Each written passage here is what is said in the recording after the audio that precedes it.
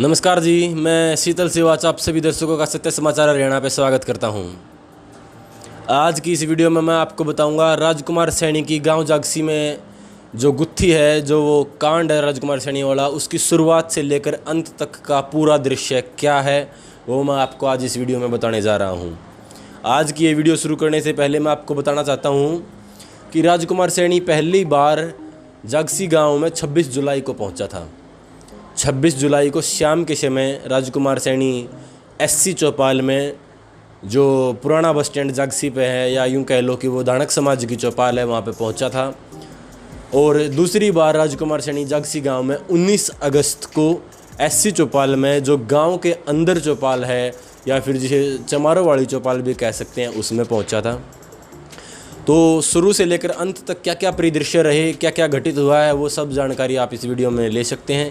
मैं आपसे निवेदन करता हूं कि आप इस सच्ची जानकारी को ज़्यादा से ज़्यादा शेयर करें, ताकि ये जानकारी हरियाणा में के कोने कोने तक सब दर्शकों तक पहुंच सके।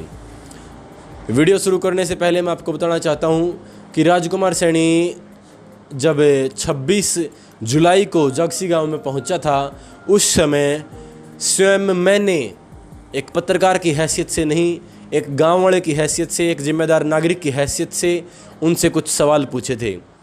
शाम का समय था, बिल्कुल अंधेरा हो चला था। वीडियो साफ नहीं है, लेकिन आप उस वीडियो में ये सुन सकते हैं कि मैंने उनसे क्या सवाल पूछे थे। अभी मैं वो वीडियो शुरू करता हूँ, आप सुनिए कि मैंने उनसे क्या सवाल पूछे थे और क्या उन्होंने मेरे उस सवाल का जवाब दिया था। साहब के लाड़े क्लियर करना चाहोगे, जो मैं बात पूछना चाहूँ, जो मैं बात कहना चाहूँ, अगिन के जाने के बाद मेरी सुनते ने फिर गंडोरा पीट देना चाहोगे।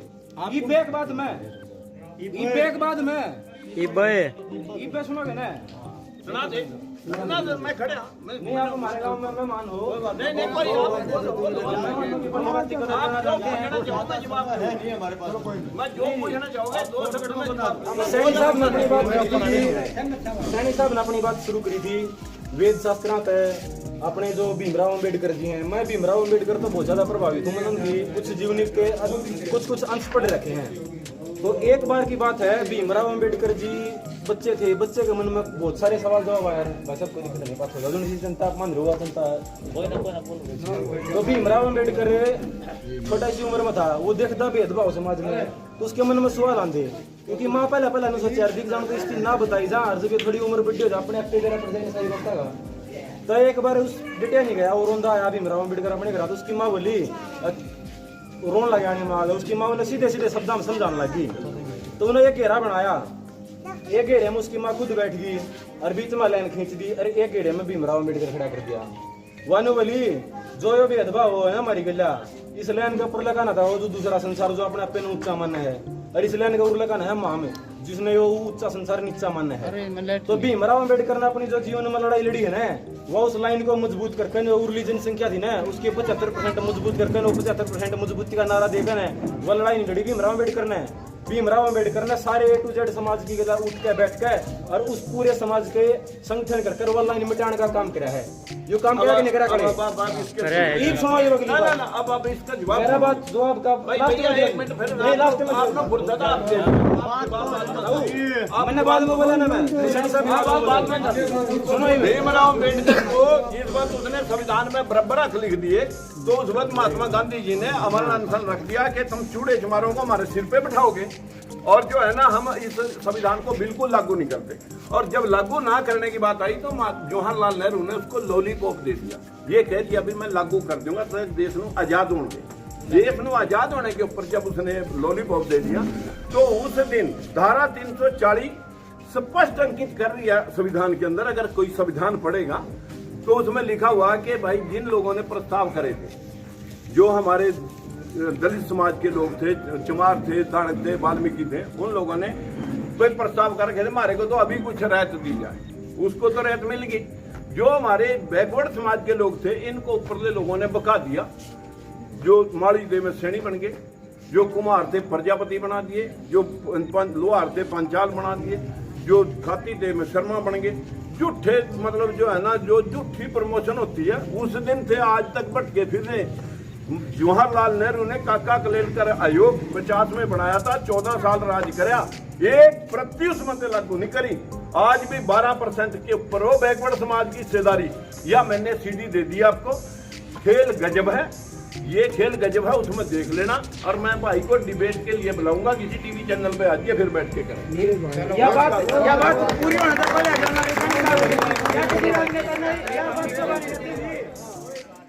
जो क्लिप आपने अभी देखी है कुछ मिनटों की, ये है उस दिन 26 जुलाई की।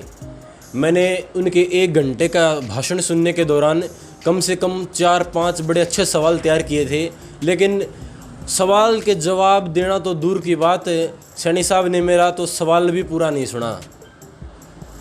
जो मैंने बाबा साहेब भीमराव अम्बेडकर के ऊपर जो उनसे सवाल पूछा, उन्होंने वो सवाल भी पूरा नहीं सुना। मेरा सवाल अंत में यही था कि भीमराव अम्बेडकर जी ने इस समाज से भेदभाव मिटाने का काम किया है, तो आप कौन होते हैं भीमराव अम्बेडकर जी के बनाए इस संविधान जो इस आज भारतवर्ष में लागू है, उनके द्वारा जो बलिदान योगदान जो संविधान जो इस देश को आज़ादी दिलाने में दिए गए हैं, आप कौन होते हैं इस समाज को बरगलाने वाले, इस समाज में फूट डालने वाले, इस समाज को तोड़ने वाले। मेरा सवाल उनसे यही था, लेकिन उन्होंने मेरा सवाल भी पूरा नहीं होने दिया और वो बीच में ही मुझे डिबेट का न्योता देकर, टीवी चैनल पर डिबेट करने का न्योता देकर वो चौपाल छोड़कर भाग निकले। मैं इंतज़ार में बैठा हूँ कि कब सैनी साहब मुझे बुलाएंगे, कब नहीं बुलाएंगे।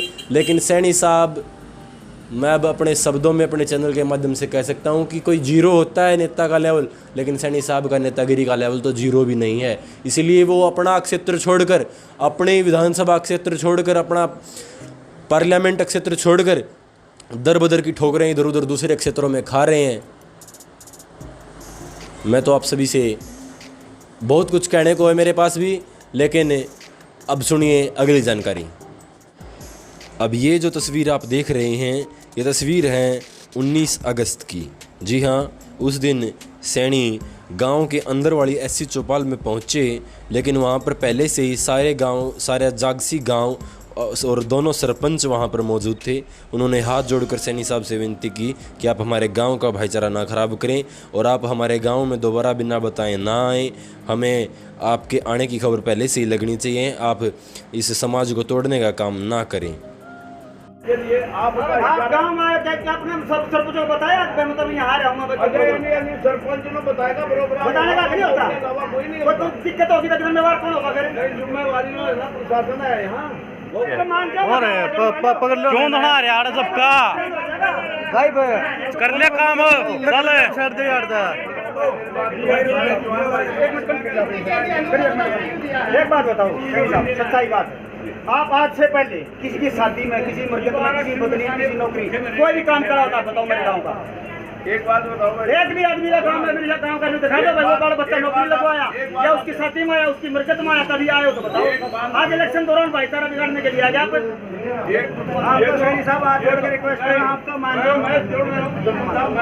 आप 36 जात को साथ में लेकर चलो, अपने नेता भी बनो, सब कुछ हो जाएगा। मेरे पास जब पहली बार 26 जुलाई को सैनी साहब गांव में आए थे, तो वो गांव में आते ही कुछ वहाँ पे जितने भी नौजवान, युवा, बड़े बुजुर्ग सब मौजूद थे, वो सब के कॉन्टैक्ट नंबर अपनी डायरी में लिखवा रहे थे। उन्होंने फिर 18 अगस्त के दिन मुझे अपने तथ्यों से, अपने सूत्रों से ये जानकारी मिली है, मेरे भाईचारे से, मेरे गाँव वालों से ये जानकारी मेरे को मिली कि 18 अगस्त के दिन सैनी ने स्वयं सभी गांव में सभी के पास फ़ोन करके, जो उनके 10, 15, 20 कॉन्टैक्ट नंबर जिनके हमारे गांव वालों के उनके पास थे, उनके पास उन्होंने फ़ोन करके स्वयं कहा कि मैं ये ऐसे ऐसे प्रोग्राम कर रहा हूँ आपके गांव में, उस चौपाल में प्रोग्राम कर रहा हूँ, मैं इतने बजे आऊँगा। तो और ये जानकारी अगले दिन 19 अगस्त तक, जो उन्होंने सुबह 11 बजे का प्रोग्राम रखा था, तब तक सारे गाँव में ये जानकारी फैल गई।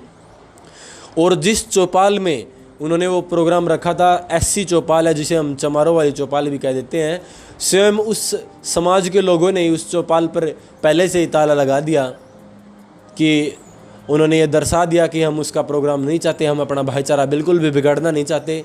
और आप जो वीडियो मेरे चैनल पर पहले से ही डाली गई है पार्ट 1 कह करके, आप उसमें देख सकते हैं कि उसी समाज के बहुत सारे एससी और ओबीसी नौजवानों ने उसका बिल्कुल कड़ा विरोध किया है।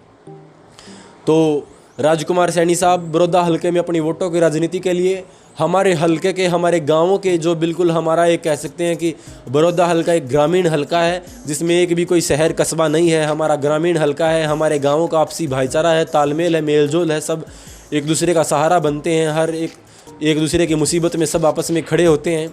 तो राजकुमार सैनी जी हमारे उस भाईचारे को तोड़ने के लिए, अपने वोटों की राजनीति करने के लिए बड़ौदा हलका में इधर उधर घूम रहे हैं।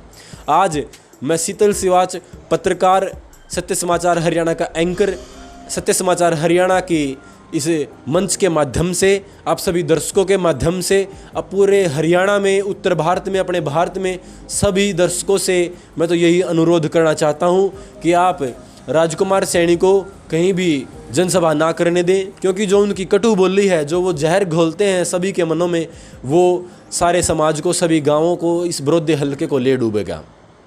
उनकी वोटों की राजनीति है जो वो धरी धराई रह जाएगी और हमारा भाईचारा वो बिल्कुल बिगड़ जाएगा। तो मैं तो आप सभी से अनुरोध करता हूं कि आप राजकुमार सैनी को अपने गाँवों में ना घुसने दें, गांव के बाहर से ही उसका विरोध कर दें। अगर उसने नेता ही बनना है, अगर उसने वोटें ही जीतनी है, बड़ौदा हल्का की एमएलए की सीट ही जीतनी है, तो वो सारे के सारे भाईचारे को साथ लेकर चले। वो जो अपने भाषण में कहता है ना कि 75% एससी और ओबीसी को मिलाकर 75% जनसंख्या हो जाती है, हम 75% आप इकट्ठे हो जाओ, सवर्णों के खिलाफ लड़ो, जो वो ऐसी बेतुकी बातें करता है, आप उसके इन बातों के भ्रम जाल में ना फंसें, अपना भाईचारा बनाकर रखें। जय हिंद, जय भारत।